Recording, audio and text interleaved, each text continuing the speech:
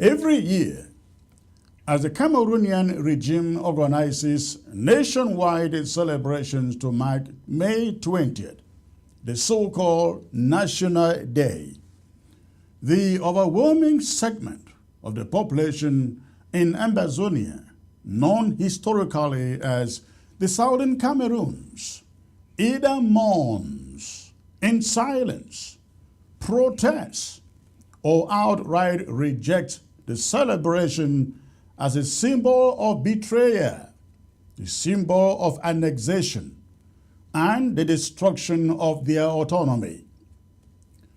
To Southern Cameroonians, May 20 is not a day of unity, but a dark reminder of the death of their sovereignty, the death of their institutions, and their distinct identity. In this article, I examine the reasons behind the widespread resentment Southern Cameroonians harbor towards May 20th celebrations. It exploits the historical, political, and cultural grievances tied to the date, and I unpack why it is viewed not as a national day of pride, but as a symbol of annexation and erasure. To understand the rejection of May 20th in Ambazonia, one must go back to the complex post-colonial history of the territory. The Southern Cameroons was a British Trust territory, that is, governed under British administration through the United Nations mandate after the First World War. It was culturally, legally, and educationally distinct, that means different, from the French-administered part of Cameroon, which we call La République du Cameroun, which had a completely different colonial experience. On October 1, 1961, the Southern Cameroons obtained independence by joining the already independent French-speaking La République du Cameroun in a federation of two equal states. This union was understood by the Southern Cameroonian population as a confederation of equals, not an absorption or subordination. However, that understanding was quickly betrayed. In 1972, just 11 years into the Federal Union, then Amadou Ahidjo, La République du Cameroon's president, single-handedly organized a national referendum aimed at dissolving the federal structure and replacing it with a unitary state.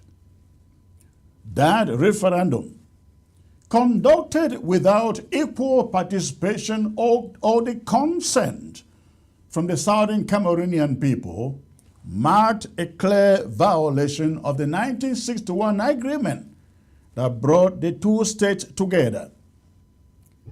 It is this event that Southern Cameroonians mark as the true beginning of their annexation. And it is celebrated by La République du Cameroon's government every May 20th. In fact, they celebrate it as their Independence Day. That means the day they captured us. So to Southern Cameroonians, May 20, 1972 is the day their autonomy was officially buried. It is the date that La République du Cameroun swallowed the Southern Cameroons under the false pretext of national unity. From that day on, Southern Cameroons ceased to exist as a political entity, as a state. The main reason May 20 is despised in the Southern Cameroons is because it represents a forced, undemocratic, and deceitful merger. There are key factors that amplify this view. Number one, The 1972 referendum was conceived, executed, and imposed solely by La République du Cameroon's leadership. Southern Cameroonians were neither consulted nor represented in its conception. Number two, according to international law, the referendum was illegal, and the terms of the Federation agreed in 1961. No decision could abolish the federal structure. No decision could change the federal structure. But this is exactly what happened on May 20th. Number three, with the declaration of a unitary state in 1972, all institutions specific to the Southern Cameroons, including our House of Assembly, Prime Minister's position or office, our judiciary, and even policing systems were scrapped. But La République du Cameroon kept their gendarmes, their DOs, and everything, I mean everything, and they extended them into our territory, the Southern Cameroons. It marked the end of the Southern Cameroons' self-governance and statehood. Number four, the erasure of the Southern Cameroons' identity. Post-1972, the government undertook a series of reforms designed to erase the Anglo-Saxon identity of the Southern Cameroons. Legal systems were harmonized under French civil law. Education was centralized under Francophone curriculums, and French became the dominant language in all aspects of governance up to today. It has remained so. Even as I speak to you right now, French remains the official language in that country. This is why May 20th is not a day of celebration, but a day of occupation for many in Ambazonia. The Cameroonian government's insistence on celebrating May 20th as a day of national unity is therefore to Southern Cameroonians a mockery of their suffering and a glorification of conquest. The celebrations often involve military parades, government speeches, extolling unity, and displays of Cameroonian flags and symbols that many Southern Cameroonians reject outright. To our people, to Ambazonians, Southern Cameroonians, these parades are symbolic of the militarization and occupation of their territory. The presence of Cameroonian military personnel in our streets, particularly during May 20th, are viewed as a direct threat to the struggle for restoration and a reminder of the regime's brutal enforcement of assimilation. Since 2016, when the conflict reignited in response to marginalization and cultural oppression, May 20th has become even more controversial. It is now met with ghost towns, boycotts, and often violence. And that is the reason why now we have banned it completely in Ambazonia.